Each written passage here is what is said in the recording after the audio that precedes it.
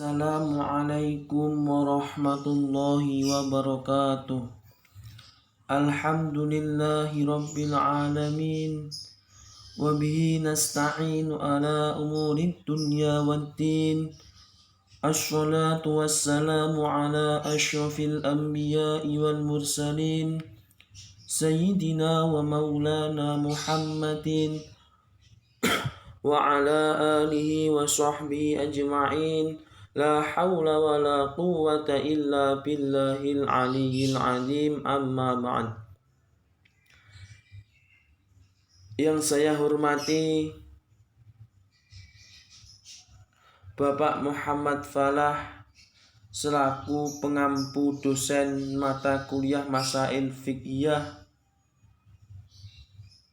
Yang saya hormati dan serta semua teman-teman kelas PAIA yang saya sayangi dan saya banggakan. Pertama, marilah kita panjatkan puja dan puji syukur kehadiran Allah Subhanahu wa Ta'ala yang telah memberikan kita limpahan nikmat iman, nikmat Islam, ihsan, nikmat kesehatan, sehingga pada pagi hari ini kita dapat melaksanakan kuliah daring seperti biasanya. Selawat serta salam tak lupa kita haturkan kepada junjungan Nabiullah Muhammad SAW yang telah memberikan kita yang kita tunggu syafaatnya di yaumul akhir nanti, amin. Saya di sini selaku moderator akan membacakan susunan diskusi pada pagi hari ini, yaitu kelompok 3 tentang pengertian dan ruang lingkup ijtihad.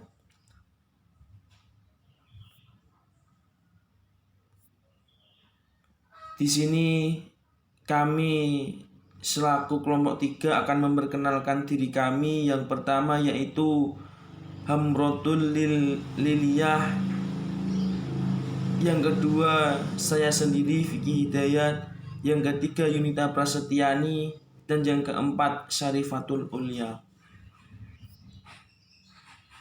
Langsung saja saya akan membacakan mengapa saya memilih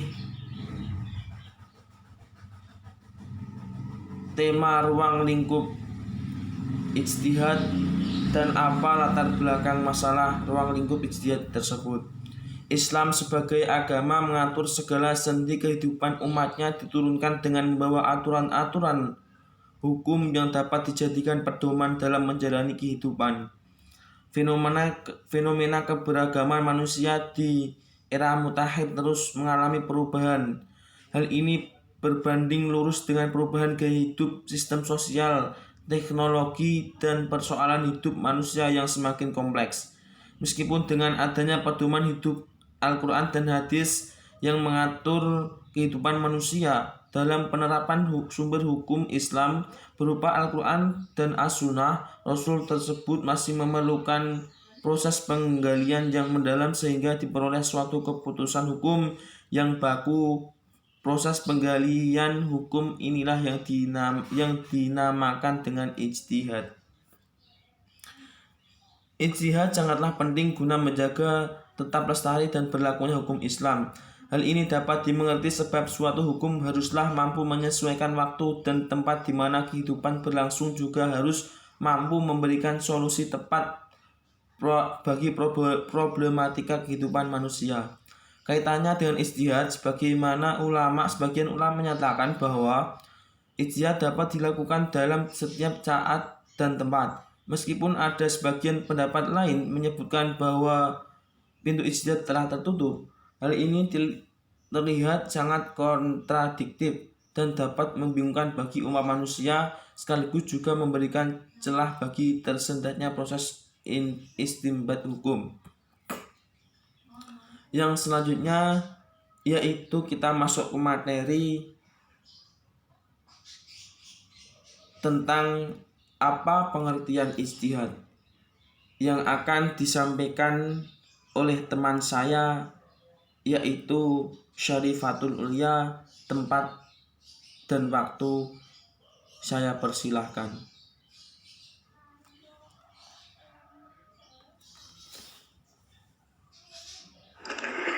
Assalamualaikum warahmatullahi wabarakatuh. Bismillahirrahmanirrahim. Di sini saya akan menjelaskan tentang pengertian ijtihad. Secara etimologi, kata ijtihad itu berasal dari kata al-juhd dan at-taqat yang mempunyai arti kesulitan, kesusahan, dan itu merupakan sesuatu kesanggupan atau kemampuan. Kata al-juhd di sini menunjukkan pekerjaan yang sulit dilakukan. Sedangkan kata ijtihad ini merupakan bentuk dari masdar sulasi mazid, yakni dari kata kerja ijtihad, yajtahidu, ijtihadan, yang mempunyai arti bersungguh-sungguh dan mencurahkan segala kemampuannya.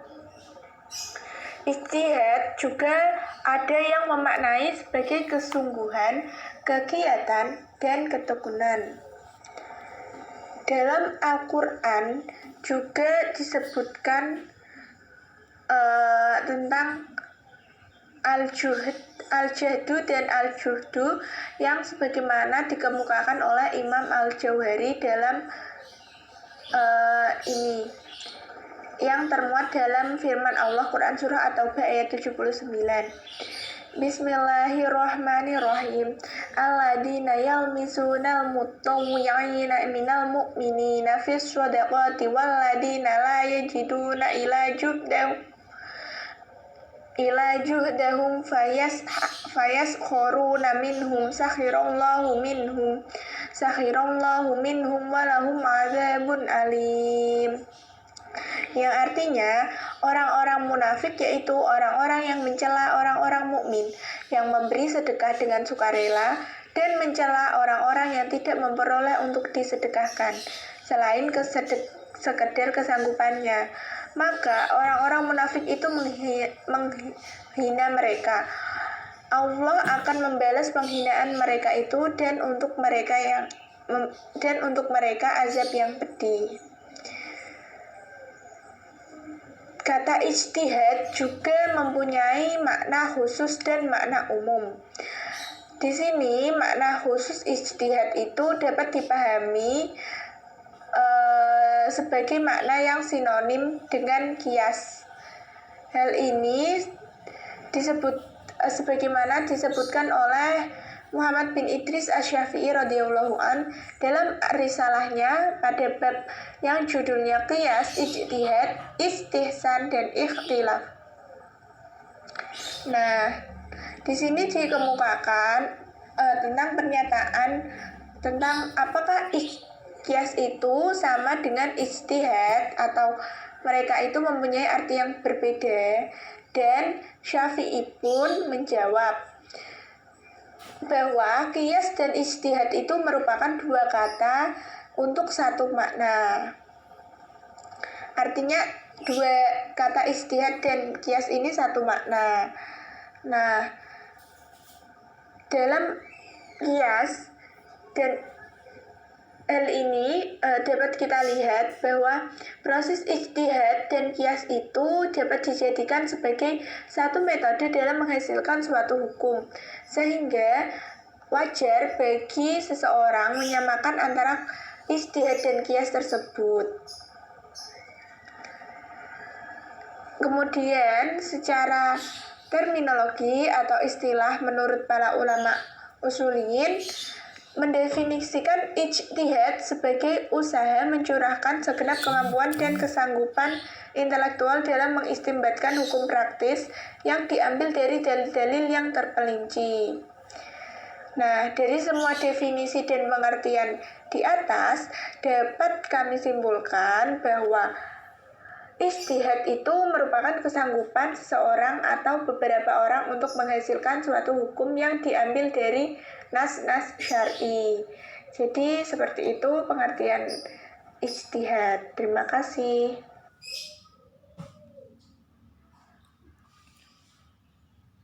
Terima kasih saya sampaikan kepada Saudari Ulia. Selanjutnya yaitu masuk ke materi selanjutnya tentang dasar hukum ijtihad yang akan nanti dijelaskan oleh Saudari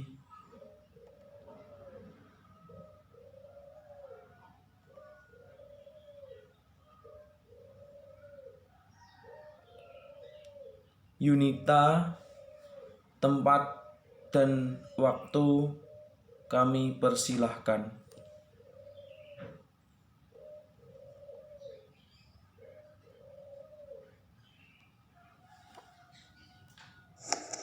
Baik, selanjutnya saya akan menjelaskan poin ketiga, yakni ruang lingkup ijtihad. Oh maaf, ralat. Yang akan poin kedua yaitu tentang dasar hukum ijtihad yang akan dijelaskan oleh teman kami yaitu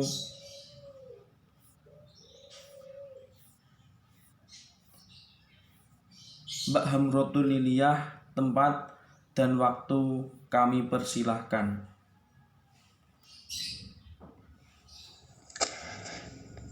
Yang poin B yaitu hukum ijtihad.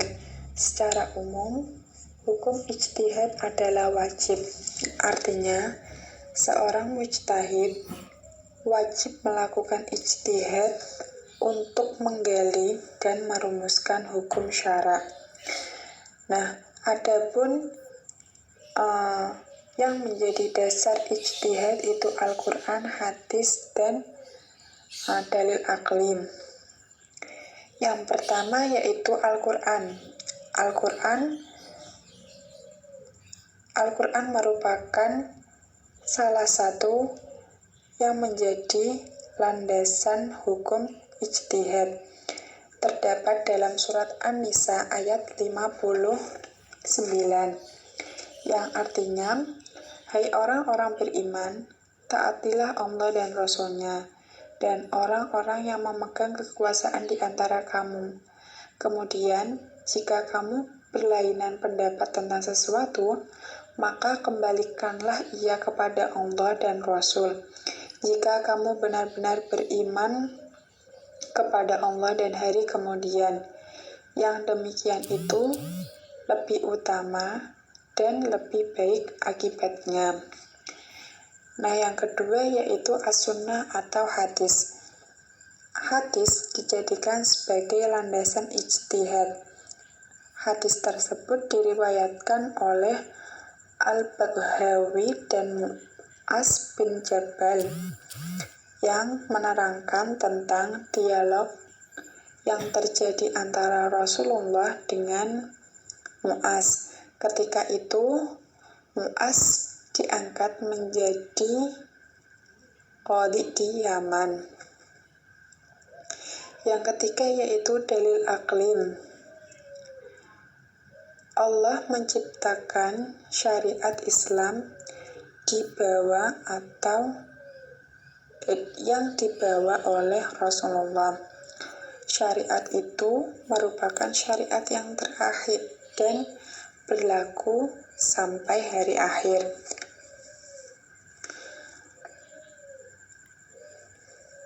Nas atau teks Al-Quran serta hadis itu jumlahnya sangat terbatas.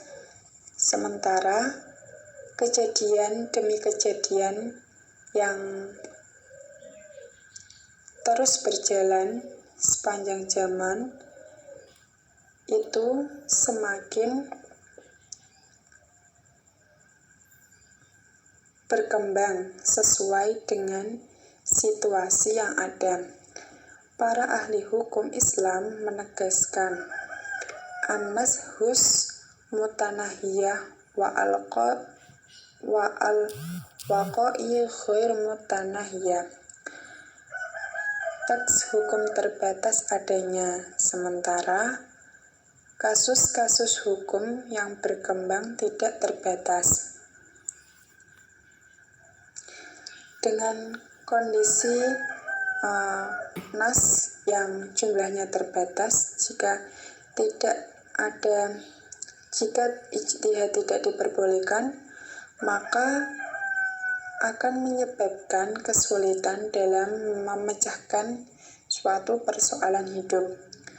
Oleh karenanya, diperlukanlah ijtihad untuk menggali atau untuk menemukan suatu hukum sebagai solusi atas problematika yang muncul di era kontemporer ini. Baik, terima kasih kepada Mbak Hamrotul yang telah menyampaikan poin kedua, yaitu hukum ijtihad. Yang selanjutnya yaitu tentang ruang lingkup ijtihad yang akan disampaikan teman kami yang bernama Yunita Prasetyani. Kepadanya waktu dan tempat kami persilahkan. Namun di sini saya menjelaskannya secara baik. Selanjutnya saya akan menjelaskan poin ketiga, yakni ruang lingkup ijtihad. Namun di sini saya menjelaskannya secara garis besar saja. Untuk teman-teman jika ingin mengetahui materi secara lebih lengkapnya, bisa dipahami melalui makalah kami. Ijtihad mempunyai ruang lingkup yang luas. Masalah-masalah yang tidak diatur dalam Al-Quran dan As-Sunnah dapat dilakukan ijtihad, karena ijtihad merupakan sumber ketiga dalam hukum Islam. Ijtihad merupakan faktor penting bagi pembinaan dan perkembangan hukum Islam. Ijtihad dilakukan untuk menjawab permasalahan yang timbul di masyarakat yang belum diketahui status hukumnya. Asy-Syafi'i memiliki andil yang besar dalam pemikiran hukum Islam bagi generasi sesudahnya, termasuk dalam penentuan ruang lingkup ijtihad. Dalam karyanya, Asy-Syafi'i telah mengklasifikasikan ilmu menjadi dua macam. Yang pertama, ilmu umum, dan yang kedua, ilmu khusus. Ilmu umum merupakan ilmu yang tidak boleh diabaikan oleh siapapun dalam keadaan bagaimanapun, karena menyangkut persoalan mendasar dalam Islam. Ilmu ini meliputi perintah dan larangan yang mutlak harus ditaati. Ilmu ini telah diyakini kebenarannya dan tidak boleh ditakwilkan, serta tidak boleh diperselisihkan. Ilmu umum ini dikategorikan sebagai hukum-hukum yang qat'i yang tidak boleh disentuh ijtihad. Sedangkan ilmu khusus yaitu ilmu yang berkaitan dengan penjabaran dan rincian-rincian dari kewajiban pokok yang tidak disebutkan secara jelas dalam Al-Quran dan Sunnah. Dalam ilmu khusus ini terdapat berbagai ruang dan peluang bagi berbagai strategi penafsiran, yang selanjutnya dikategorikan sebagai hukum zanni yang menjadi lapangan ijtihad. Lebih lanjutnya, Asy-Syatibi menyatakan ada premis yang harus dipenuhi, sehingga suatu dalil yang berdiri sendiri itu dapat dikatakan qat'i. Premis-premis itu adalah: yang pertama, redaksi yang dimaksud bukan kata yang bersifat ganda atau mustarak. Yang kedua, redaksinya juga bukan kata metaforis atau majaz. Dan yang ketiga, redaksinya tidak mengandung peralihan mana. Mukhtar-Yahya dan Fathur Rahman menyebutkan, persoalan-persoalan yang boleh diijtihadi meliputi: yang pertama, persoalan-persoalan yang ditunjuki oleh nas yang zanni al-wurud dan zanni al-dalalah. Yang kedua, persoalan-persoalan yang tidak ada nasnya sama sekali. Dan yang ketiga, persoalan-persoalan yang sudah ada nasnya, yang qat'i al-subut dan qat'i yang ketiga ini menurut mereka sebagai hal yang khusus bagi Umar bin Khattab dan tidak berlaku bagi yang lain, karena yang ketiga ini bukanlah bidang ijtihad. Tokoh-tokoh teoritisi hukum Islam seperti Al-Ghazali, Al-Hamidi, Ibnu Qayyim, Ali Hasabullah, Mahmud Shaltut, Bakhtar Yahya, dan Fathur Rahman, kesemuanya ini bermuara pada satu titik, bahwa masalah-masalah yang dianggap telah ada petunjuk hukumnya secara jelas dan tegas, maka tidak ada ruang sedikit pun untuk dilakukan ijtihad. Demikian penjelasan mengenai ruang lingkup ijtihad dari saya. Kurang lebihnya mohon maaf. Selanjutnya saya kembalikan kepada moderator. Terima kasih kepada Yunita Prasetyani yang telah menyampaikan ruang lingkup ijtihad. Dan selanjutnya menuju ke kesimpulan, yaitu secara etimologi kata ijtihad berasal dari kata al-jahd, al-juhud, dan at-taqat yang artinya kesulitan, kesusahan, dan juga berupa suatu kesanggupan atau kemampuan. Secara etimologi, ijtihad menurut ulama usuliyin mendefinisikan ijtihad sebagai usaha mencurahkan segenap kemampuan dan kesanggupan intelektual dalam mengistinbatkan hukum praktis yang diambil dari dalil-dalil yang terperinci. Jadi ijtihad adalah kesungguhan seseorang atau beberapa orang untuk menghasilkan suatu hukum yang diambil dari nas-nas syar'i. Demikianlah presentasi makalah dari kelompok kami tentang ruang lingkup ijtihad. Selanjutnya yaitu kita menuju ke sesi tanya jawab. Bagi teman-teman yang ingin ditanyakan, kami beri kesempatan 5 pertanyaan tercepat. Untuk itu dimulai dari sekarang bagi teman-teman yang mau bertanya. Oke, saya selaku moderator memohon maaf apabila dalam melaksanakan atau memimpin jalannya presentasi pada pagi hari ini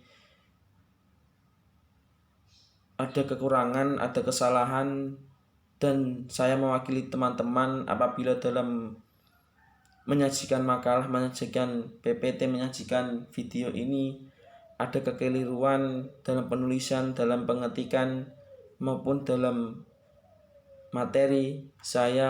Kami selaku kelompok 3 memohon maaf yang sebesar-besarnya. Akhirul kalam, wabillahi taufik wal hidayah. Wassalamualaikum warahmatullahi wabarakatuh.